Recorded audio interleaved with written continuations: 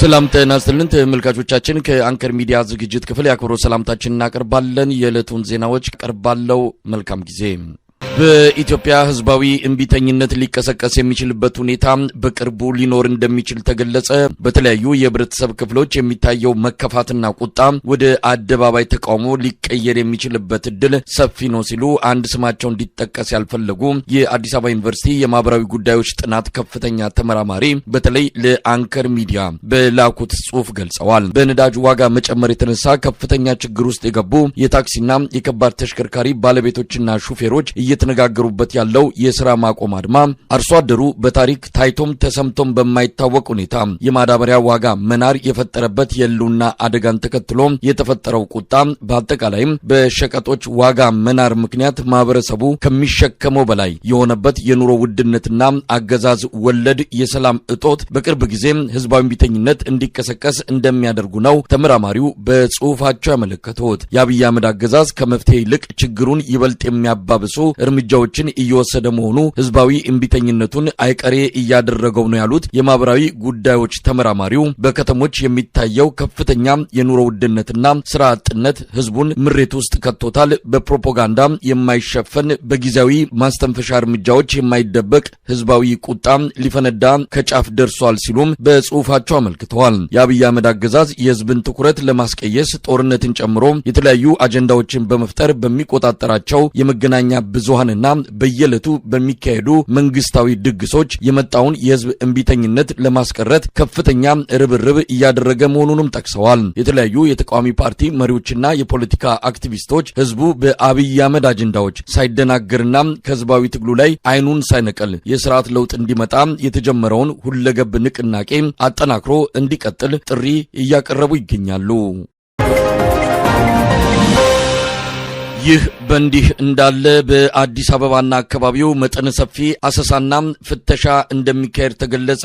የአብይ አህመድ አገዛዝ ተቃውሞ ንቅናቄ ይኖራል በሚል ስጋት አዲስ አበባን በአራቱም አቅጣጫዎች ጊዜያዊ የፍተሻ ኬላዎችን በማቋቋም ጭምር ከተለያዩ አቅጣጫዎች ወደ አዲስ አበባ የሚገቡና የሚወጡ መንገደኞች ላይ ከፍተኛ ፍተሻ ሊካሄድ መሆኑን ነው ያገኘነው መረጃ የሚያመለክተው። ከመሃል አዲስ አበባ የሚጀምረው ፍተሻ ከአዲስ አበባ በሁሉም መውጫና መግቢያ ኬላዎች ላይ ጥብቅ ፍተሻ እንደሚጀምር ነው በፌዴራል ፖሊስ ኮሚሽን የተሰጠው መግለጫ የሚያመለክተው። የአብይ አህመድ አገዛዝ የህዝብ ተቃውሞ ይቀሰቀሳል፣ መንግስታዊ ግልበጣ ለማድረግ የተቀናጁ ኃይሎች ጥቃት ሊከፍቱ እንደሚችሉ በደህንነት መስሪያ ቤቱ ደርሼበታለሁ በማለት በማንኛውም መንገድ የብልጽግናው መንግስት ለመጣል የተነሱ ኃይሎችን ለማስወገድ ከምንጊዜውም በላይ መረባረብ ይገባናል የሚል አቋም ላይ መድረሱን ባገኘነው መረጃ ላይ ተመልክቷል። ማህበራዊ ድረገጾችን በመጠቀም ለአመጽ ቅስቀሳ የሚያደርጉ አካላትን አድኖ ለመያዝ የተጠናከረ የጅምላ ፍተሻና የእጅ ስልክ ብርበራ እንደሚደረግ በዛቻና ማስፈራሪያ ጭምር የተቀላቀለ መግለጫ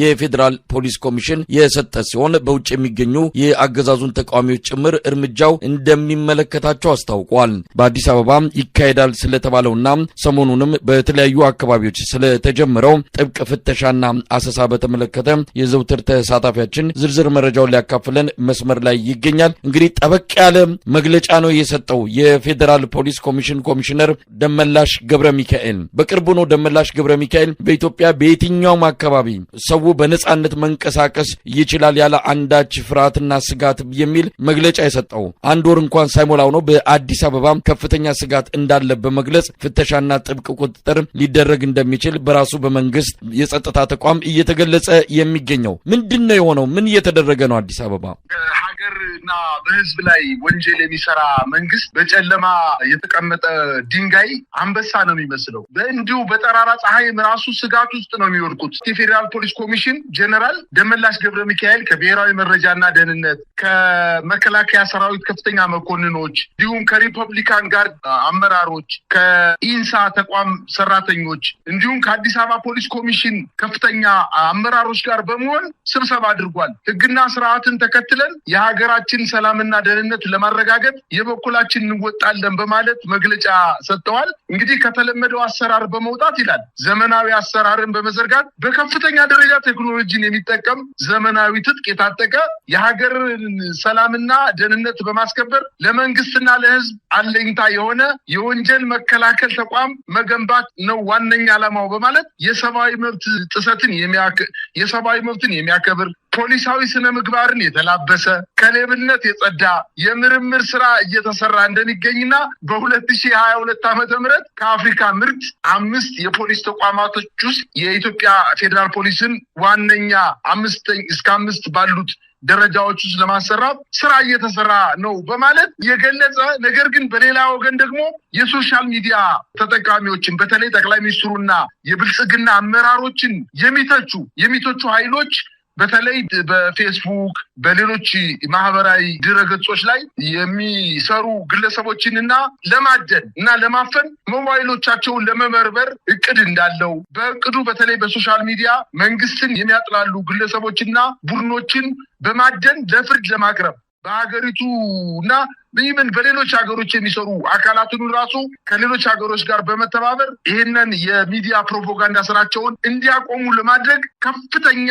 ዝግጅት እንዳደረግን ብሎ ነው የገለጸው። እንዲሁም በአዲስ አበባ የመውጫ የፍተሻ ጣቢያዎችን በአዲስ መልክ በማቋቋም ጸረ ሰላም ያላቸውን ኃይሎች ለማደን በጣም በተጠናከረ ሁኔታ ነው ስራ ለመጀመር ያቀዱት። እንግዲህ ከዚህ በፊት በተሰጡት መግለጫ አማካኝነት ከሌብነት የጸዳ ሰብአዊ መብትን ያከበረ እና ዘመናዊ መሳሪያዎችን የሚጠቀም የፌዴራል ፖሊስ ለመገንባት እንቅስቃሴ እያደረግን ነው እያለ ነገር ግን ዜጎችን በማህበራዊ ድረገጽ ሀሳባቸውን በነጻነት እንዳይገልጹ ለማድረግ ከፍተኛ አፈና ለመፈጸም ዝግጅት እንዳደረገ ነው መረጃዎች እየገለጹ ያሉት። በዚህ አጋጣሚ የአዲስ አበባ ሚሆን በተለያዩ የክልል ከተሞች ላይ የሚንቀሳቀሱ ኢትዮጵያውያን በተለያዩ የፌስቡክ እና በተለያዩ የማህበራዊ ድረገጾች ላይ መረጃዎቻቸውን ለጊዜው ሰውረው ማቆየት እንዳለባቸው ማሳሰቢያ መስጠት እፈልጋለሁ።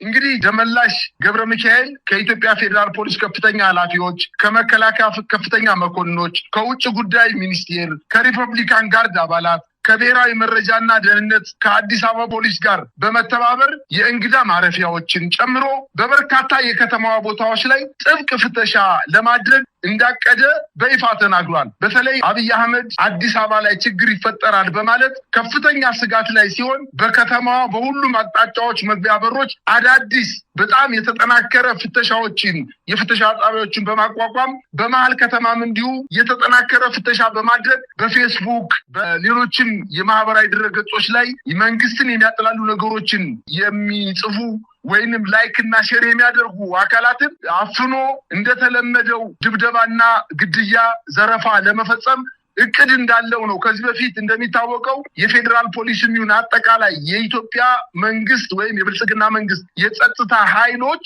በዋነኝነት ዘርፋችሁ ብሉ እስከሚባሉ ድረስ የሞባይል እያንዳንዱ ዜጋ በጎዳና ላይ በሚንቀሳቀስበት ወቅት 4 እና 5 በመሆን ወጣቶችን በማፈን ሞባይላቸውን በመቀማት በሞባይላቸው ላይ ያለውን የፋኖ የሚደግፍ ዘፈን ወይንም በፋኖ ኃይሎች ላይ የሚጠቅሱ ጽሁፎችን ላይክ እና ሼር አድርጋቸዋል በማለት አፍነው ወዳልታወቀ ስፍራ ይወስዷቸዋል። ወይንም መልካም ፖሊሶች ከሆኑ ሞባይላቸውን ቀምተው ይሸጡባቸዋል። ከኪሳቸው ላይ ያለን ገንዘብ ይዘርፏቸዋል፣ ይደበድቧቸዋል። ይሄ የተለመደ አሰራር ነው። ነገር ግን እነሱ እያሉ ያሉት ዘመናዊ ፖሊስ ለመገንባትና የአዲስ አበባን ከተማ ጸጥታ ለማስጠበቅ ሰብአዊ መብት ሳይጣስ ከፍተኛ እንቅስቃሴ እናደርጋለን ያሉት ውሸታቸውን ነው። በኢትዮጵያ ሕዝብ ላይ ከፍተኛ የሆነ የሰብአዊ መብት ጥሰት እየፈጸመ ያለ ተቋም ስለሆነ ይሄንን መልካም የሚመስል ማዘናጊያ መግለጫ አይቶ የአዲስ አበባ ወጣት ከፍተኛ ጥንቃቄ ማድረግ እንዳለበትና ከተለመደው በተለየ ሁኔታ ጭፍጨፋ ለመፈጸምና ዘረፋ፣ እስራት ለመፈጸም ዝግጅት እያደረገ እንደሆነ ነው የደረሰኝ መረጃ የሚያመላክተው። መሳይ